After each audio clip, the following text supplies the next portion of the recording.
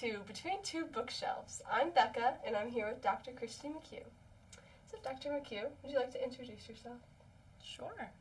So I'm Dr. Kristi McHugh. This is my 9th year at ONU. I'm one of our management faculty members, and I'm involved in a number of things across campus, including our mentorship program for new faculty, as well as some of our mentorship stuff for our business students, which interacts across campus. What do you like to do outside of work?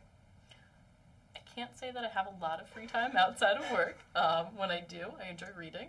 Cooking was probably my favorite pastimes, hanging out with my family. Baking or cooking? Both.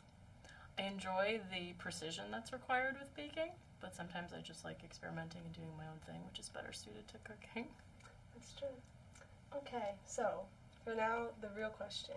Mm-hmm. What is your real favorite movie? And then, what movie do you pretend is your favorite so you can sound cultured? I can't say I do a lot of pretending to sound cultured because I'm pretty honest that I'm not. Favorite movies, the ones I've probably watched the most, are probably the Harry Potter series. That's what I put on whenever I'm like needing something in the background that I have absolutely memorized, and so I could take a nap and wake up and still keep going because I've memorized all the words.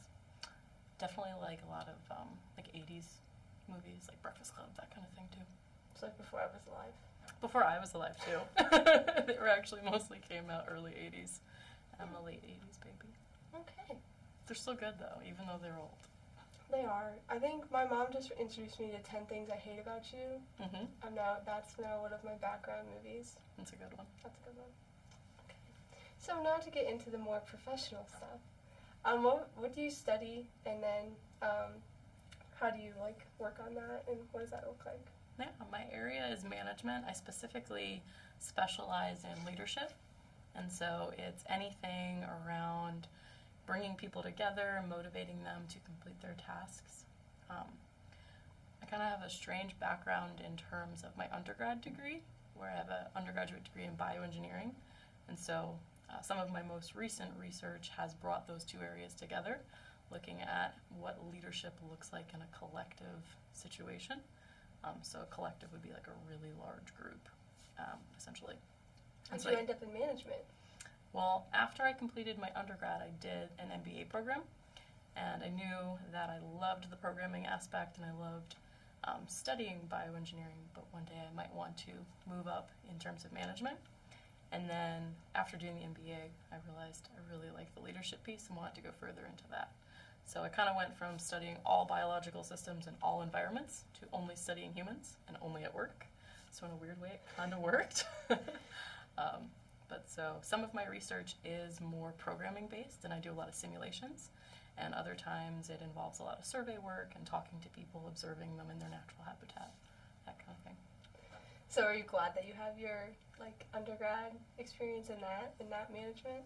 I think it brings a different perspective. That's something we've kind of talked about amongst the management faculty. We have a couple people with kind of different backgrounds, and I think it makes us a more well-rounded faculty.